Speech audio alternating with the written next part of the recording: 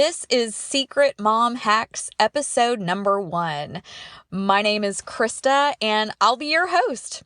To help us get started on the right foot, get to know each other a little better, I'm going to tell you about my birth plan, my birth story. You know, a lot of us mamas really like to talk about our birth stories. What happened in that room? What happened over the course of a few hours? Or if you're one of the unlucky few, my hand is raised in the air right now because I am one of those few that went on for not just hours at a time, for it lasted over the course of days to get through our birth story and to meet our baby. But I'm going to talk with you about my birth plan, my birth story, and share whether or not it ultimately went out the window when it came to be go time with having baby girl. I'm also going to tell you one of the best/easiest things you can check off your to-do list when it comes to preparing for baby's arrival. And speaking of preparation, what does it look like when your birth plan gets derailed, and how do you cope with that? Thanks for tuning in, Mama. I am your host. As I said, my name is Krista. I am a first-time podcaster. I'm a first-time mom. And as of this recording, I'm chasing around a 15-month-old that no amount of Googling mom groups or what to expect when you're expecting books were able to prepare me for. There's a lot of stuff people don't talk about when it comes to mom life and parenthood, pre-pregnancy, during pregnancy, postpartum. And as someone who was previously terrified of childbirth, I'm here to help you pull back the curtain, quite literally, on all of it.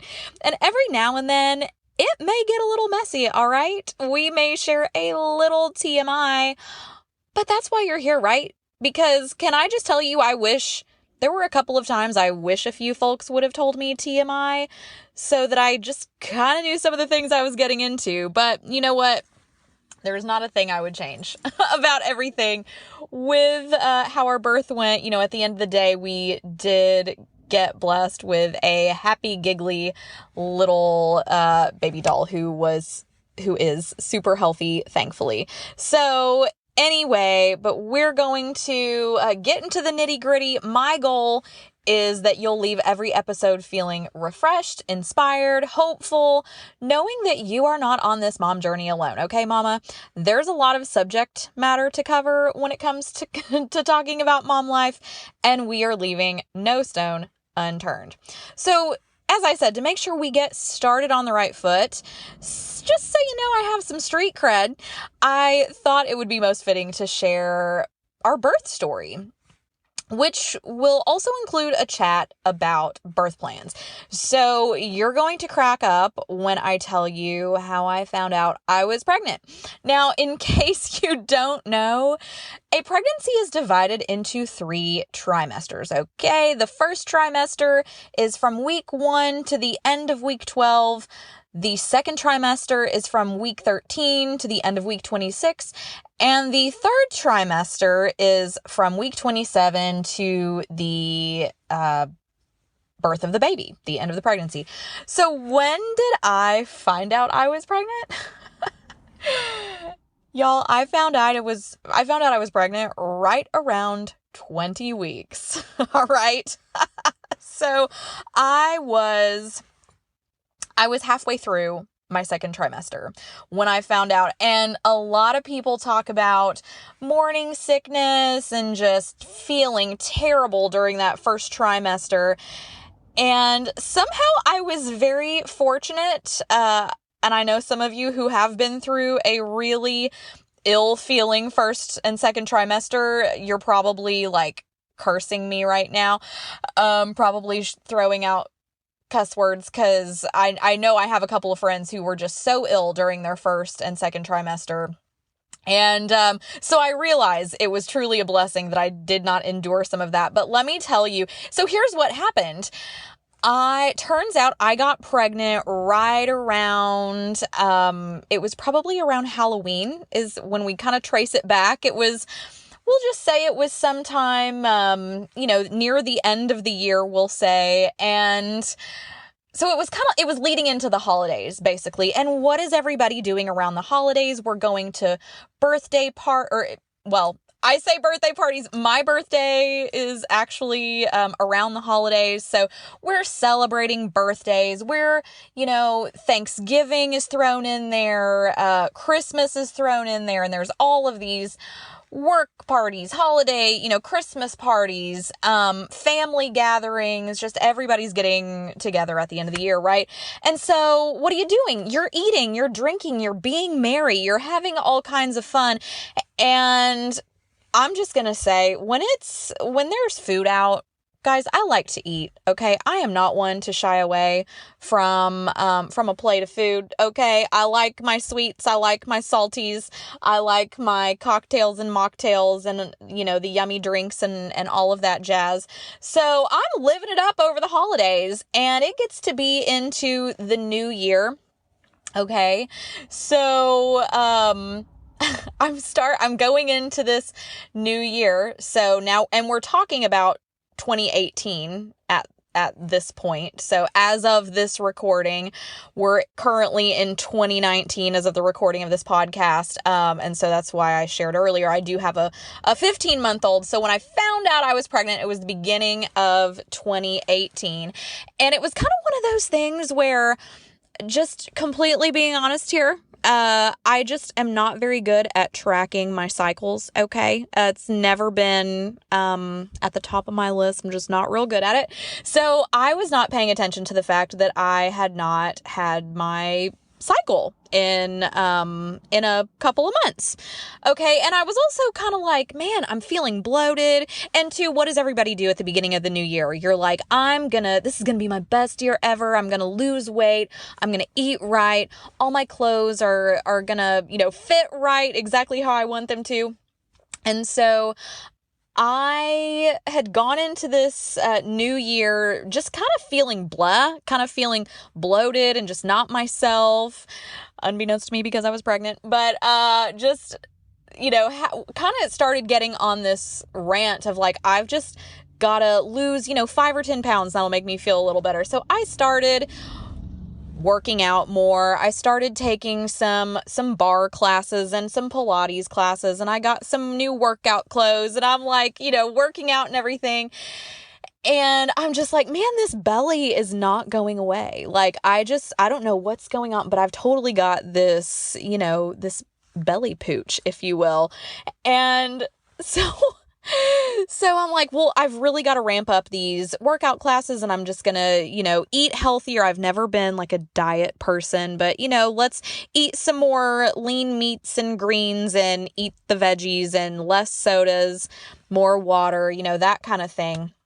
So several weeks go by, and I'm just not feeling any better. I wasn't feeling sick. I was not having any morning sickness or anything like that, but I just wasn't noticing any progress, I guess you'd say. And it also did occur to me, I was like, I haven't had my cycle in a while. Could I be pregnant? So I thought, well, let's get a pregnancy test. That is a possibility. So I went to the store, got some pregnancy tests. And even on that note, let me just tell you, so I actually didn't get the pregnancy test at the store. I don't know why I was so self-conscious walking into the grocery store and buying pregnancy tests. I mean, people buy pregnancy tests all the time, but I just felt so weird buying these pregnancy tests. So what did I do? I walked right back out to my car, jump on Amazon. I have an Amazon Prime membership, and I ordered pregnancy tests through Amazon Prime so it could just be mailed discreetly right to my front door. Okay, so they showed up the next day, and there were like 3 tests in the package, and I thought, okay, well, let's just try this. So took the first pregnancy test, pee on the stick, and a minute or two later, what do I see is a little notification that it appears I was pregnant. And I'm kind of freaking out a little bit because I'm like, oh my gosh, this is actually happening. I'd been wanting to have a baby, for a bit. There's never a right time to do it, right? And if you overthink it, you'll just never do it. So Anyway, I'm thinking, oh my gosh, I think this is actually happening. But also in the back of my mind, I was thinking, this test could be wrong.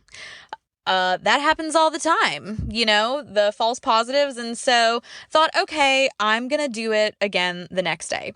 So 24 hours later, I, pop into the bathroom real fast and use the second stick, and sure enough, also showed that I was pregnant, even a little more clearly this time than the previous one. And thought, oh my gosh, okay, so the 2 out of the 3,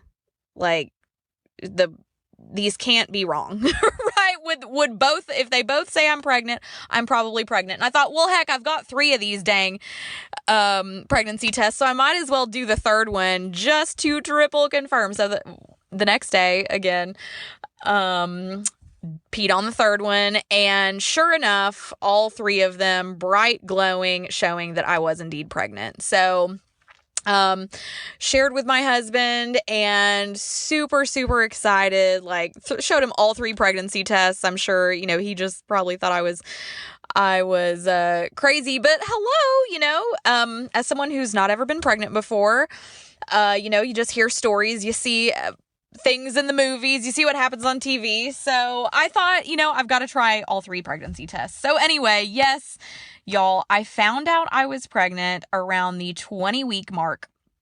So, again, kind of a blessing and a curse, because I scooted right through, and the only symptom, quote unquote symptom, I had was just that I was gaining a little bit of weight. And of course, so kind of developing that little belly, a little bit, but I was very fortunate that I bypassed all of the sickness and all that jazz.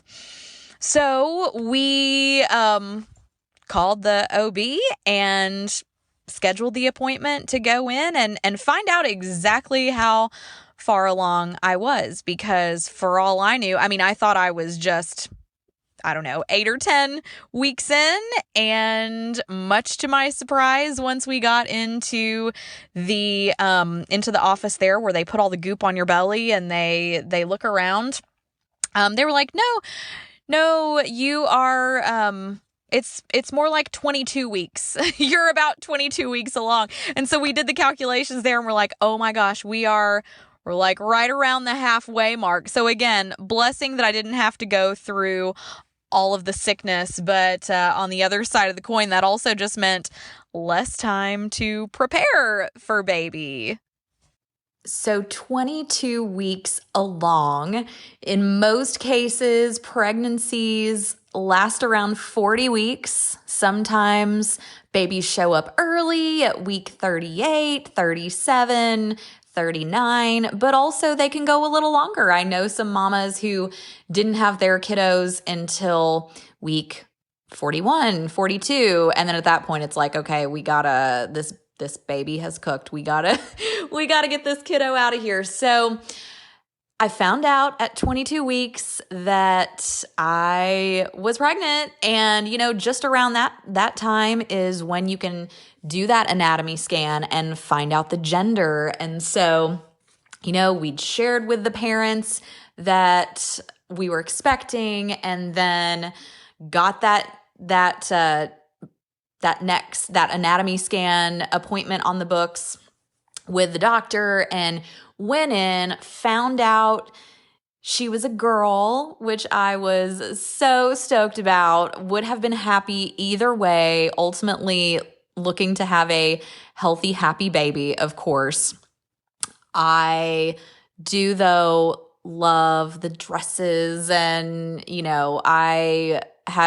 I kind of grew up as a tomboy and climbing the trees, and was actually the only girl in my neighborhood. But as I got a little older, tended to gravitate more towards the girly things and the pinks and, the Barbies and the dolls and all of that. So, and of course, so a little backstory, I am an only child.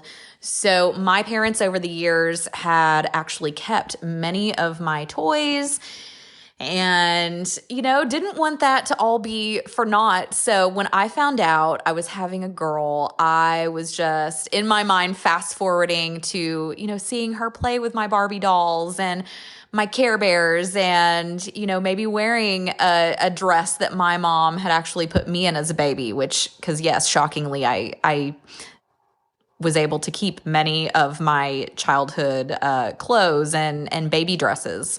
My mom was really good at packing those things away in storage. So anyway, was so excited to find out I was having a girl. And then, of course, finding out so late that I was pregnant, it was kind of like, okay, the game is on. You really just have around 20 weeks or so left to prepare for this baby to come. So as I mentioned, I found out in February of 2018, basically, that I was pregnant. And so shared the news publicly that Valentine's Day.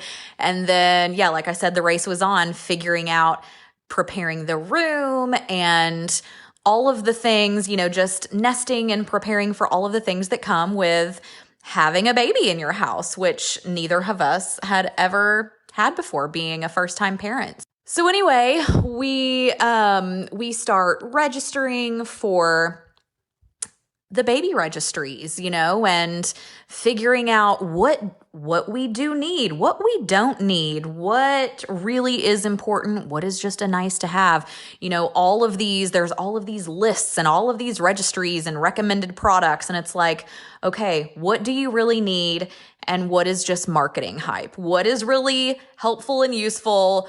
What is just, a pretty dust catcher that really isn't going to be used? And let's try to eliminate those things and really add to the list what we know we're going to use and need. So anyway, fast forward to, sharing with the parents, sharing the reveal with friends, all of that, finding out she was a girl. And I had decided that, so as I mentioned at the beginning of my story, I've always kind of been afraid of the whole birth process and being pregnant, but my desire to have a family and have a baby eventually just outweighed those fears. And so, but now obviously once you get pregnant, it's like, okay, it's go time. Now you just have to prepare yourself mentally, emotionally, physically for bringing this baby into the world. And so my mom did have to deliver me via emergency C-section. And I just remember, growing up, hearing the story from her. And, of course, I've seen the little scar on her belly and where they put the bikini cut, she told me, to bring me out. And apparently they had to have this emergency C-section with me because the umbilical cord was actually wrapped around my neck. So that was always something that was just frightening to me, like all of these unknowns, all of these things that, you're not in control of any of this. What's going to happen? What can happen? And so throughout this pregnancy process, I was preparing myself for all of the outcomes.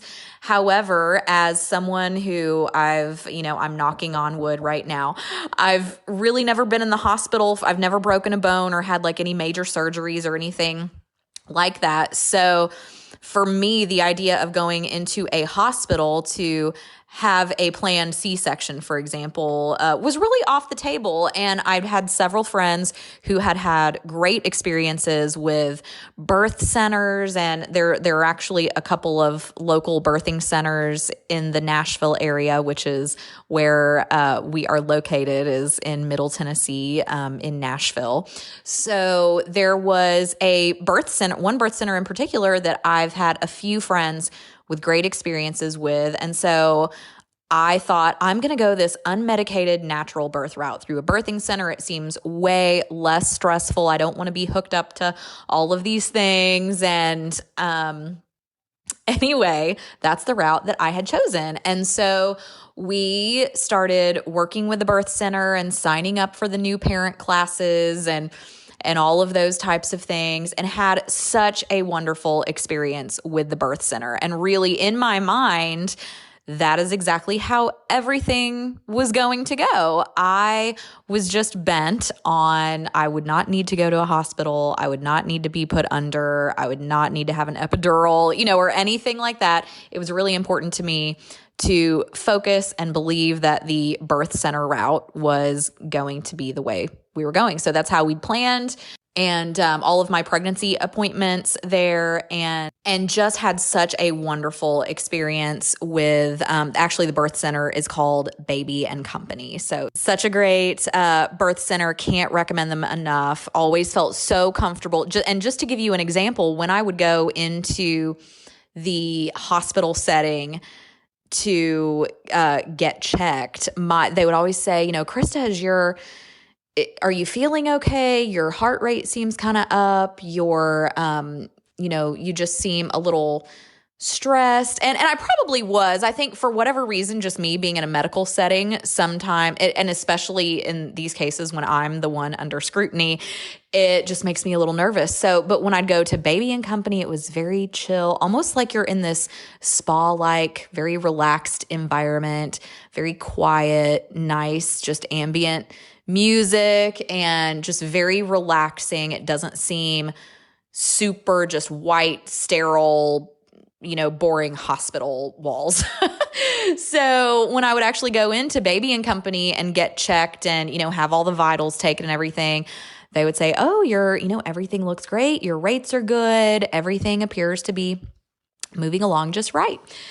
So we had such a great experience with them. Can't recommend them enough. So now I'm going to get to what point in my story do I want to share with you now? So really the next steps were, let's say, just moving on into that third trimester, and of course, just those last few weeks of pregnancy. So I had found out, I can't remember what week it was, but at Baby and Company, I had gone in for a visit, and I had learned that baby's head was actually up. So baby's head was up near my rib cage. So what does that mean? That means baby is breech. And when baby is breech, you are not allowed to have you are not allowed to deliver at a birth center. You really need to take that into a hospital setting, and for various reasons, in order, and I don't know about you all, but I just didn't know a whole lot about the birth process. I'm an only child. Many of my friends, I don't know that if any of them are listening, maybe they will inform me after this fact, but I really don't recall any of my friends who have had babies delivering a breech baby. So anyway, I was determined to get baby to turn and get her head down, because at one point she was in position, her head was down, she was starting to drop a little bit, and then somehow at some point she flipped, and so her head was up top, her little feet were down below, and so that's what we mean by having a baby being breech, is that their feet are down, their head are up. And so once your water breaks and you are starting to have contractions and going into laboring and all of that, that head really needs to be down in order for the baby to come out correctly, I guess you would say. Maybe some would argue there's no correct way for a baby to come out, but let's just say the safest way for baby to come out is head first. So at that point in time, they had said, and I can't remember at this point, I might be like 25, 26 weeks along when I found out that baby was breech. And so they said I did have time to turn her, that there were various methods I could try. So all I will say is that I tried all of them to get her turned. And I even plan to do a whole episode on breech birth, what that means, or not breech birth, but what to do if you are attempting to flip your baby. I guess you would say, because I will share all the methods I learned and point you to some resources that were shared with me, because I truly feel like this is a topic people don't talk about. It's something I really had to get some guidance on from the midwives, from the birthing center, from just looking online and all of that jazz. So I intend to do a whole separate episode about breech babies. And anyway, all I will share is I used all the methods and it worked. And let me tell you, some of these methods included, thankfully, I had my baby in July. She was a summer baby, so all the pools were open. So one of those methods, kid you not, friends, was to do handstands in a pool. So I would go to my local pool, I would do handstands for like 15, 20 minutes at a time, which felt really good, quite honestly, because that helped to alleviate some of the pressure off my joints and just felt nice to get in the water and feel a little weightless when you're already feeling so heavy from baby and the growing belly and all of that. So that was one of the methods. Another one involved me basically hanging upside down, practically doing handstands with the help of an ironing board up against my couch with a heating pad down. A heating pad down near my private area. And then I had an ice pack at the top of my belly. So what does that tell you? You know, trying to get baby to realize, oh, it's cold up here. Let's chase the warmth, right? So I had that heating pad down at the very bottom of my belly, and then I had the ice pack near the top of my belly. So those were three of the methods: the pool, the ironing board upside down, and then the ice pack and the heating pad that I used to encourage her to turn. And friends, there were several others, which I will also share with you, like I said, in a separate episode, but those worked. So I did those methods for a week or two, and I went back in for my next visit, and dun da da da, the baby had turned. Her head was back down. All was good, and I was just, oh my goodness, doing everything I could to keep her in position. But what can you do? You can't force baby to stay in the same spot. All you can do is just pray and maybe keep doing those methods. Although I will say I was a little nervous if I had kept going that I was going to flip her breech again, you know? So anyway, with all of this, I about drove myself crazy, friends, trying to, because I was so determined, as I said, to have this birth center birth. That's what I was laser focused on, and really was trying to pull out all the stops to just keep baby in position.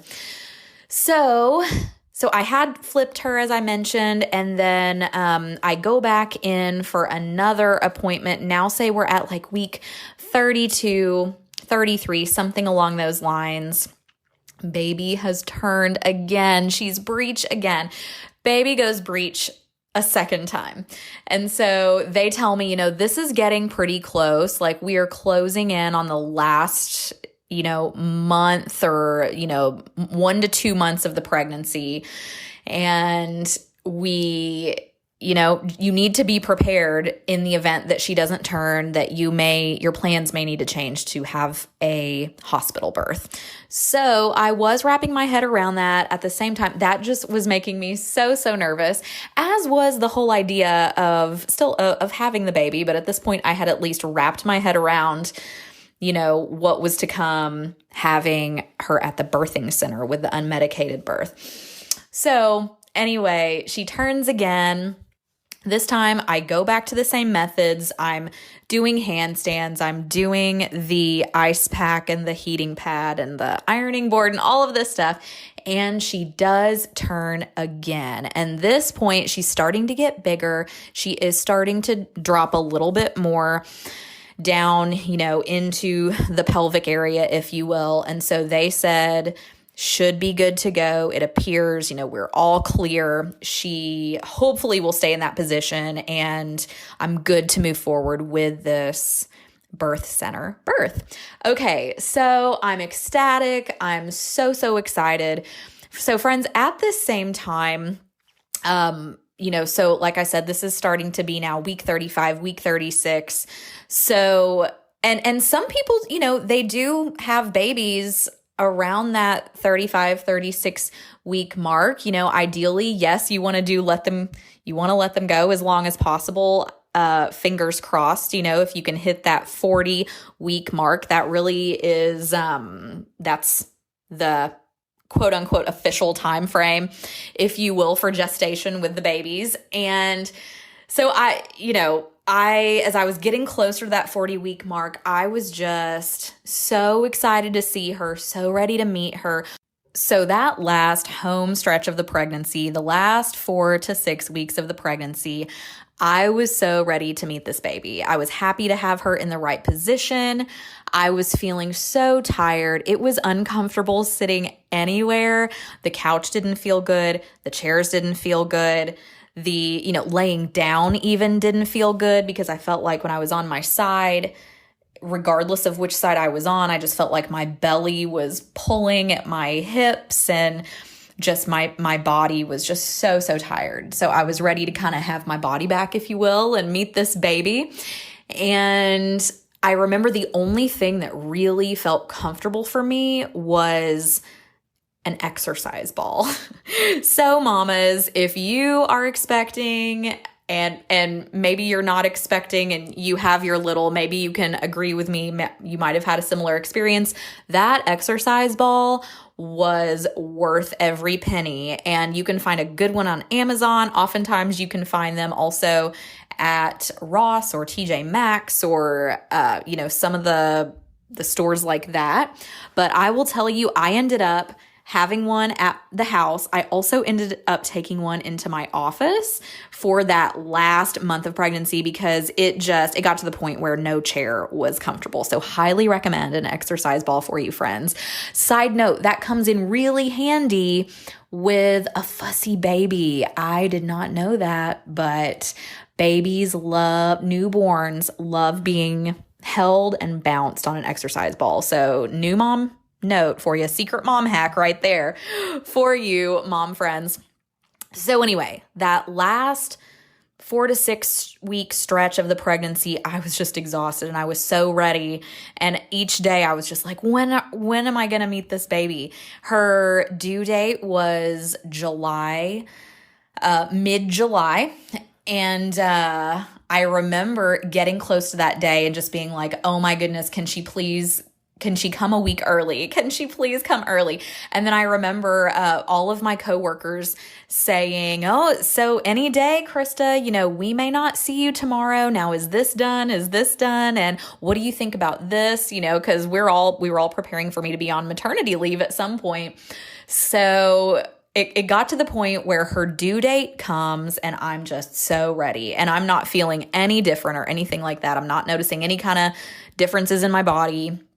No contractions or, anything like that. And so her due date comes and goes, and my coworkers were just like, well, we're not going to say anything. We're going to expect that we're going to see you tomorrow.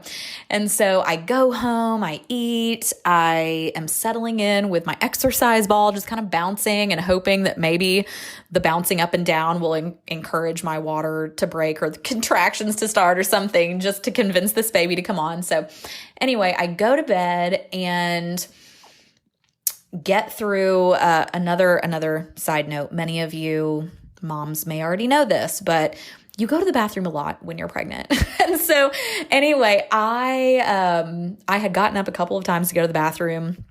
So this was on her due date. Gotten up a few times, and so I go back to bed. And then it's like 2:00 in the morning, and all of a sudden I just feel this gush. Okay, mama, so that's where I'm going to end this episode. That is part 1 of my birth story. We're going to pick up part 2 on episode 2. So stay tuned for that episode. If it's not up yet, it will be soon. Hopefully it is already, and you can just head on over there to continue hearing about the rest of my birth story and delivering this sweet, precious, beautiful soul and little human that I'm so grateful and thankful to have in my life today. So anyway, part 2 head on over, listen to it. If it's not up yet, it will be soon. Before I wrap this episode, though, at the very beginning, I shared that I would be disclosing a secret mom hack with you, a time-saving tip. So get ready for it. Here it is. One of the best things you can do as you are preparing to meet and deliver your sweet baby. I encourage doing this like 2 months in advance, 2 months before your due date. Just have it ready to go. That way, you know this is done. It's one thing you can check off your to-do list. Let's face it, many of us have to-do lists a mile long, so why not go ahead and remove one of those things from it?